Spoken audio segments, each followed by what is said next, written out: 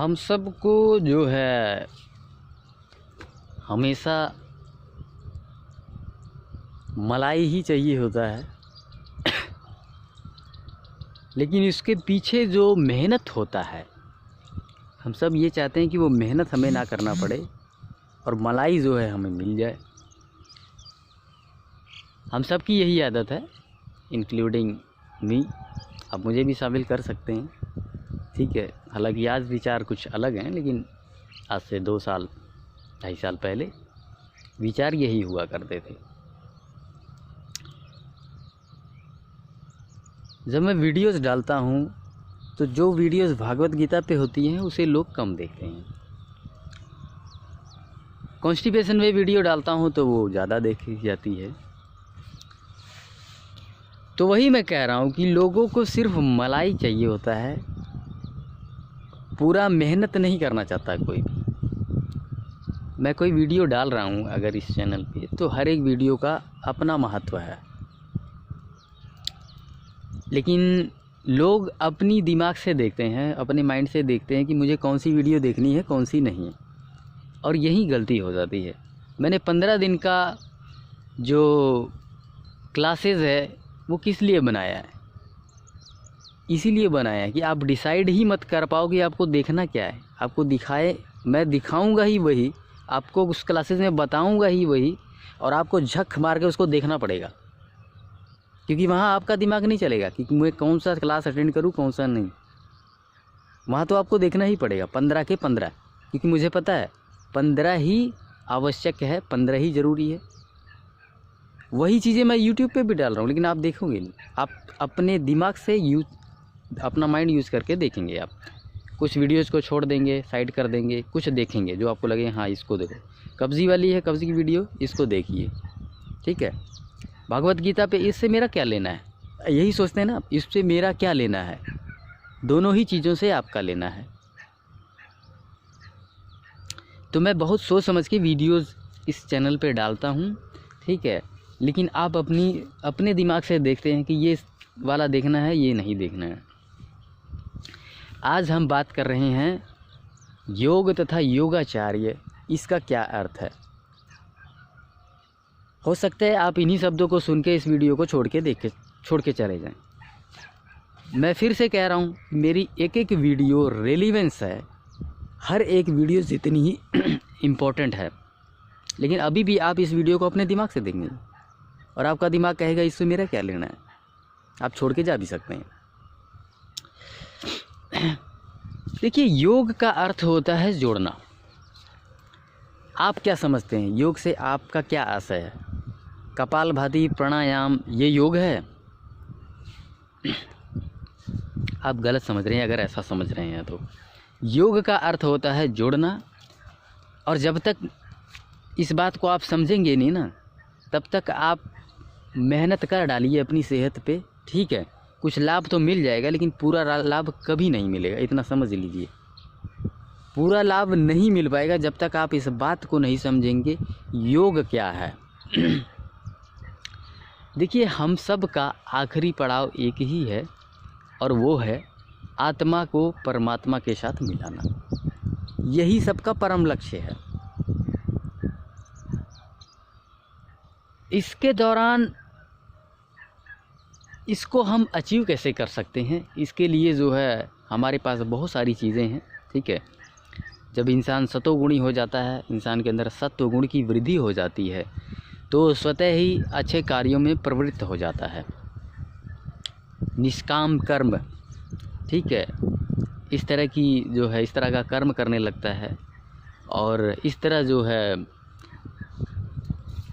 जब आप यहाँ से पूरी तरह से निवृत्त हो जाते हैं, इस दुनिया से जब पूरी तरह से निवृत्त हो जाते हैं, आपका किसी के साथ कोई लेना देना नहीं रह जाता है, ठीक है। और ये तभी पॉसिबल है जब आप निष्काम कर्म करते हैं, मतलब कि फल की इच्छा किए बिना कर्म करते हैं। मतलब कोई कर्म कर रहे हैं निष्काम भाव से, आपको वापसी लेने का विचार नहीं है आप, ठीक है।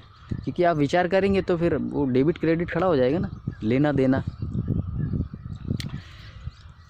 तो इस तरह से जब ये सारी चीज़ें एक पड़ाव है, आप समझ रहे हैं। हमारे अंदर सात्विकता आए। सात्विकता कैसे आएगी? आहारों के द्वारा आएगी, जब हम भोजन को चेंज करेंगे, जब हम सुबह सुबह उठ के व्यायाम प्राणायाम करेंगे। व्यायाम प्राणायाम क्यों किया जाता है, आप ज़रा मुझे बताइए। सबसे ज़्यादा चीज़ आप क्या खाते हैं? सबसे ज़्यादा आप हवा ही खाते हैं, आप ऑक्सीजन ही खाते हैं। देखिए मैं यहाँ घूम रहा हूँ, कितनी सुंदर हवा चल रही, कितनी ऑक्सीजन मिल रही है मुझे।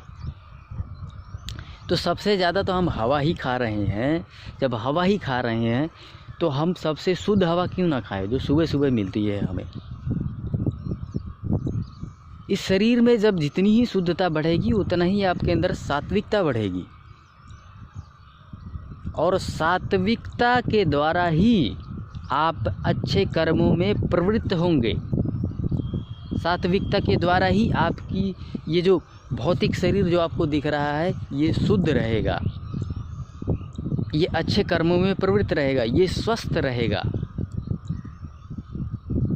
तो इस पड़ाव के लिए जो ज़रूरी चीज़ें हैं हम देख रहे हैं कि इससे तो हमारा स्वास्थ्य सही हो जा रहा है। ये तो साइड बेनिफिट्स हैं। जब आप इस मार्ग पे चलते हैं, इस अध्यात्म के मार्ग पे चलते हैं, ये तो छोटा सा साइड बेनिफिट्स है। इसी साइड बेनिफिट्स को लेके हम उछलने लगते हैं। और आज की तारीख में प्रचार प्रसार इसी बात का है कि योग प्राणायाम कीजिए, आपका स्वास्थ्य सही रहेगा। आधी अधूरी बात, पूरी बात को अगर आप जान लें कि आखिरी लक्ष्य ये है, इस लक्ष्य के लिए, इस लक्ष्य के मार्ग पे हमें चलना है, तो स्वतः ही सारी चीज़ें चली जाएंगी। क्योंकि आप अपने जो है सतोगुणों की वृद्धि करने लगेंगे अपने शरीर के अंदर।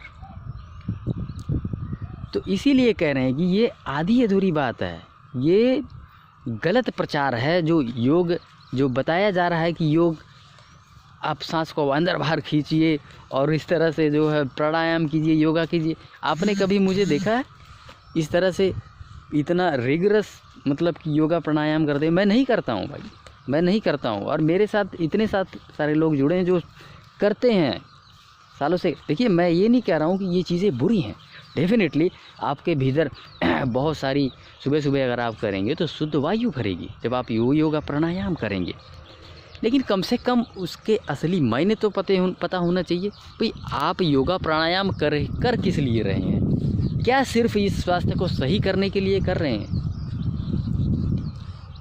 और सिर्फ उसके लिए करेंगे तो क्या सचमुच ये आपका स्वास्थ्य सही हो जाएगा? जब आप इस बात को जान लेंगे कि आखिरी लक्ष्य ये है हम सभी का, ठीक है।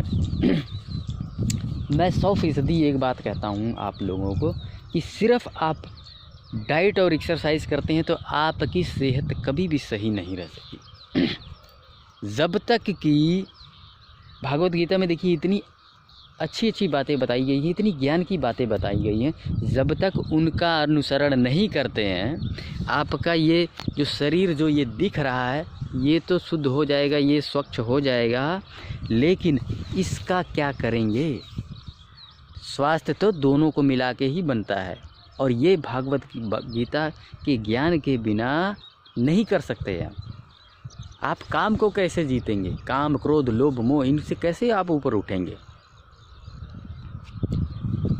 तो इसलिए जो है हमें इसका अनुसरण करना पड़ेगा। और भागवत गीता देखिए कभी भी एक तमोगुणी और रजोगुणी इंसान के सिर के ऊपर से निकल जाएंगी। नहीं समझ पाएगा, वो व्यक्ति समझ ही नहीं पाएगा भागवत गीता को, ठीक है। ये बहुत गहराई भरी बात मैं कह रहा हूँ। उस इंसान को अपना भोजन बदलना पड़ेगा, उस इंसान को अपने अंदर सतोगुण की वृद्धि करनी पड़ेगी, तब जाके उसको भागवत गीता समझ आएगी। आप पढ़ के देख लीजिए, जो इंसान सतोगुणी, रजोगुणी और तमोगुणी है वो पढ़ के देख ले, उसके सिर के ऊपर से निकल जाएगी, नहीं समझ पाएगा। ये अहंकार में नहीं कर रहा हूँ, यही सत्य है। मैं खुद स्वयं सन 2016 में मैंने पढ़ा, बीमार होने से पहले। बीमार होने के बाद मैंने डाइट चेंज किया, मेरी डाइट चेंज हो गई, पूरी की पूरी डाइट ही चेंज हो गई। और मेरे खैर विचार तो चलिए मेरे सतोगुणी पहले से ही थे, लेकिन भोजन इतना नहीं था, ठीक है। तो कहीं ना कहीं जब दोनों चीज़ों का मिलन हो गया तो मेरे अंदर सतोगुण की वृद्धि हो गई, और आज मुझे वही भागवत गीता का एक एक श्लोक हीरा नज़र आता है, और पहले तो मेरे सिर के ऊपर से निकल गया। इसीलिए तो कह रहा हूँ भागवत गीता नहीं समझ आएगी जब तक आपके अंदर सतोगुण की वृद्धि नहीं होगी। तो आप सतोगुण की वृद्धि कीजिए, भागवत गीता आप पढ़ते रहिए, लेकिन अपने भोजन को बदल दीजिए। आप जिन लोगों के सानिध्य में रह रहे हैं, जो आपके यार दोस्त मित्र हैं, आप जिनको फॉलो करते हैं, वो सतोगुणी होनी चाहिए। वो मतलब कि ऐसे चीज़ों का ज्ञान बांट रहे हो, ठीक है ना। एक वो आता है ना, एक श्लोक आता है, शुचि सत्याभिसंगम जितात्मनम सन विभागनम ज्ञान विज्ञान वचन प्रतिवचन संपन्नम स्मृतिमंतम काम क्रोध लोभ मोह ईर्ष्य हर्ष मर्ष पेतम समम सर्वभूतेषु ब्रह्मा विद्वत्। इस बात का ये अर्थ है कि वो इंसान, सतोगुणी की यहाँ पे बेसिकली परिभाषा दी गई है, ठीक है। सतोगुणी जो है स्वच्छ होता है, अंदर से भी बाहर से भी, ठीक है। शुचि सत्याभिसंगम, वो सत्य का संग करने वाला है, ठीक है। असत्य के मार्ग पे नहीं चलेगा। एक जो सतोगुणी होगा वो सत्य के मार्ग पे ही चलेगा, ठीक है। जितात्मनम, जिसने अपनी पाँचों क्या 10-12 इंद्रियों को जीत चुका है, ठीक है। जो इंद्रियों के सानिध्य में आके कोई काम नहीं करता है, आप समझ रहे हैं, इनके बस में नहीं रहता है। आँख कान नाक ये सारी जितनी भी हमारी 10-12 इंद्रियां हैं, इनके वश में होकर काम नहीं करता है। जिस व्यक्ति ने अपनी इंद्रियों को जीत लिया है, ठीक है, अपने अनुसार काम करवाता है इंद्रियों को, ना कि वो इंद्रियों के वश में हो जाता है। जितात्मनम सन विभागनम, ठीक है, जो समयानुसार काम करता है, जो ज्ञान विज्ञान की बात करता है। विज्ञान से आप क्या समझते हैं? विज्ञान, देखिए आप भागवत गीता को क्या समझते हैं? मेरे अनुसार वो साइंस की बुक है, 100% उसके अंदर साइंस है। आप अगर उसे धार्मिक ग्रंथ मानते हैं तो ये आपकी सबसे बड़ी भूल है, ठीक है।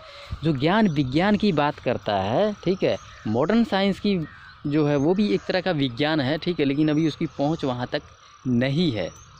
लेकिन भागवत गीता जो है उसके अंदर सब कुछ है, सब कुछ आ चुका है, हर एक चीज़ उसके अंदर आ चुकी है। भागवत गीता संपूर्ण है, संपूर्ण ज्ञान है। ये विज्ञान तो अभी खोज कर रहा है, आप समझ रहे हैं, देखिए कहाँ तक पहुँचता है। जो ज्ञान विज्ञान की बात करता है, ठीक है, अध्यापक भी हो सकते हैं, कोई भी हो सकता है, हर वो इंसान, हर एक ज्ञानी पुरुष, ठीक है, कोई भी हो सकता है वो इंसान, ठीक है, जो जिसकी स्मृतियाँ तेज़ है, ठीक है। ऐसा नहीं है कि भूलने वाला व्यक्ति होना चाहिए, जो काम क्रोध लोभ मोह ईर्ष्या हर्ष मर्ष इन सब से ऊपर उठ चुका है, इन सब को त्याग चुका है, ठीक है। ऐसे व्यक्ति को जो है ब्रह्म सत्व समझना चाहिए। तो ये सतोगुणी की निशानियां हैं, ठीक है।